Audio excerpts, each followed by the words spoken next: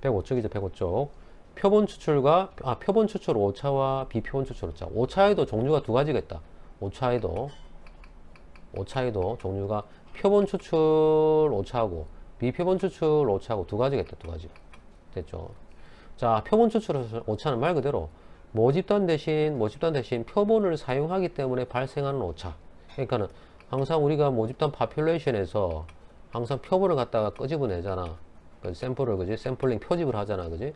그러면 이 시스템적으로 이 두 개는 같을 수가 없잖아. 전체 집합이고 부분 집합이니까. 그지? 그래서 항상 차이가 있을 수밖에 없죠. 맞죠? 표본의 개수를 무한히 많이 늘리면 거의 뭡니까? 유사하게 갑니다. 오차가 줄어듭니다. 특히 어떤 오차? 루트 n분의 시그마. 또는 어떻습니까? 루트의 n분의 시그마 제곱. 이거. 표준 오차가 줄어듭니다. 왜? n 개수가 커지면 커질수록 표본의 개수가 커지면 커질수록 어떻습니까? 분모가 분자보다 커지니까 이 오차라고 하는 게 거의 뭡니까? 0에 가까워지겠지, 그지? 예. 자, 이런 거고. 표본 추출 오차죠. 원래 시스템적으로 이렇게 차이가 나는 거고. 그 다음에 비표본 추출 오차는 뭐냐면, 이 표본 추출 오차와 별개의 문제죠. 그지? 표본의 개수가 많으면 많을수록 표본 추출 오차는 줄어들지만, 비표본 추출 오차는 줄어들지 않을 가능성이 높습니다. 실수에 의해서. 자, 뭐라고요? 표본의 개수가 커지면, 표본 추출 오차는 줄어들지만 비표본 추출 오차는 늘어날 수가 있습니다. 자, 무슨 말이냐면 비표본 추출 오차. 예를 들어 자료 취득 오차. 자료를 갖다가 엉뚱한 데서 가져올 수가 있고요. 표본의 개수가 너무 많아지면, 그 다음에 무응답 편의 원자. 사람이 그 무슨 말인지 못 알아들어가, 응답 설문지를 못 알아들어가지고 응답을 거꾸로 했을 때 무응답 편의에 의한 오차가 생길 수가 있고요. 그 다음에 선택 편의에 의한 오차, 그지? 엉뚱한 것을 선택해가지고 오는 A를 선택하라고 물었는데 B를 갖다 선택하게 되면 그런 오차. 이런 것들을 우리가 뭐라 그러냐면 비표본 추출 오차라고 합니다. 이거는 표본의 개수가 많으면 많아질수록 모집단에서 다 조사를 못해서 표본의 개수가 뭐 100개, 200개, 300개, 1000개 커지잖아. 그럼 이거 일일이 다 뭡니까? 그 사람들이 또 표본 조사를 한다고 하더라도 컴퓨터에 또 입력을 시켜야 되잖아. 입력하다가 잘못 입력하거나 10을 입력해야 되는데 100을 입력하거나 그런 문제가 생길 수 있다는 얘기지. 자, 그런 걸 우리가 비표본 추출 오차라고 한다.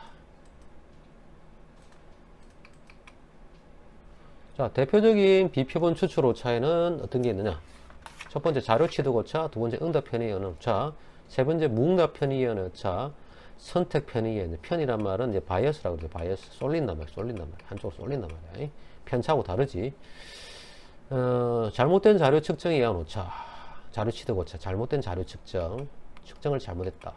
관측된 자료를 기록하는 과정에서 발생하는 실수. 1을 넣어야 되는데 100을 넣는 거, 그지?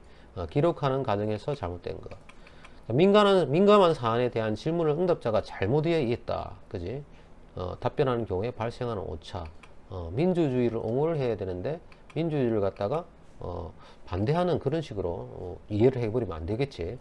자, 그 다음에 응답 편의에 의한 오차. 뭐냐? 일반적으로 설문자의 의도가 반영된 설문 문구나 순서, 조사원의 태도나 성별은 사람들의 응답 결과에 영향을 미치는 것을. 예를 들어서 조사자가 남자보다는 이제 여성 조사자가 물었을 때 더 설문에 잘 이렇게 뭡니까? 응해줍니다. 예, 그런 게 있죠. 만약에 남성이 좀 산적처럼 생겼거나 이런 사람이 가서 강도처럼 생긴 사람이 가서 설문 응답 해달라면 안 해주겠죠. 조포에 가가지고 막 설문 응답 해달라 그러면 사람이 겁나서, 그죠? 본인이 설문지 응답을 하려도 본인이 의도하는 걸 선택 안 할 수가 있겠죠. 그지? 예, 그런 거고. 그 다음에 안 그러면 설문 문구 자체가 좀 약간 유도하는 식의 질문이라든지, 그죠? 의외로 자기들이 어떤 그 이익을 갖다 대변할 수 있는 쪽으로 설문 문구를 만들었을 때, 예, 그런 어떤 잘못된 설문지에 의해서 생길 수도 있습니다. 응답 편의가 생기죠.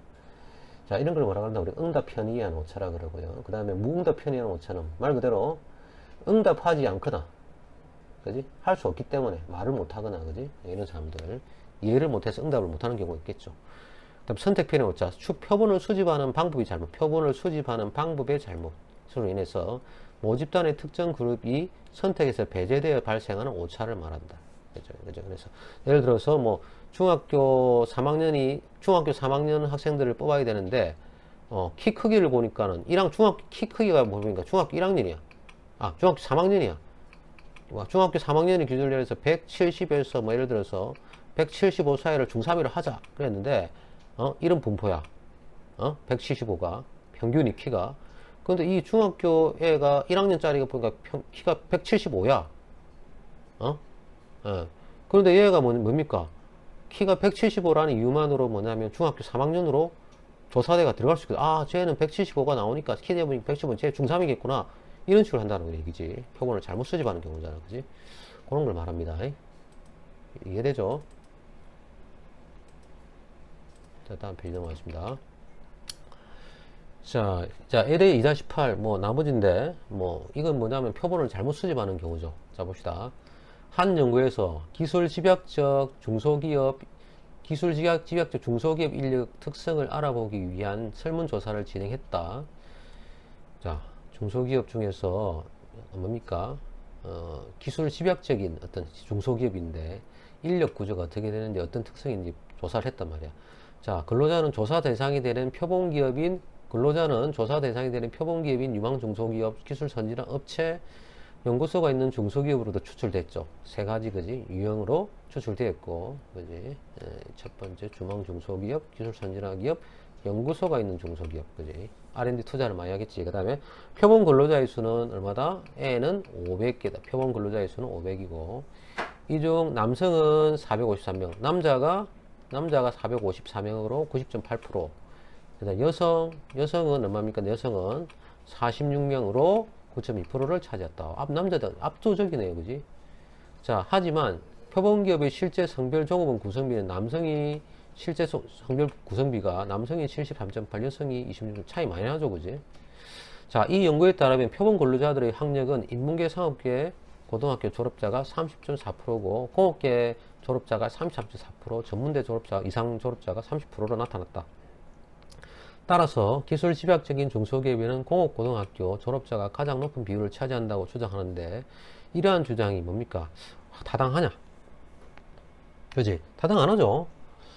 답에도 나와있지만 표본기업의 실제 성별 구성이 남성이 73.8이고 여성이 지금 26.인데 실제 표본에서 어떤 이렇게 다르게 훨씬 20%나 차이 날 정도로 이렇게 해버리면 안 되죠. 이거 하나 있고 또 어떻습니까? 그죠? 대부분 봤을 때 어떻습니까? 선택 편의가 발생했죠.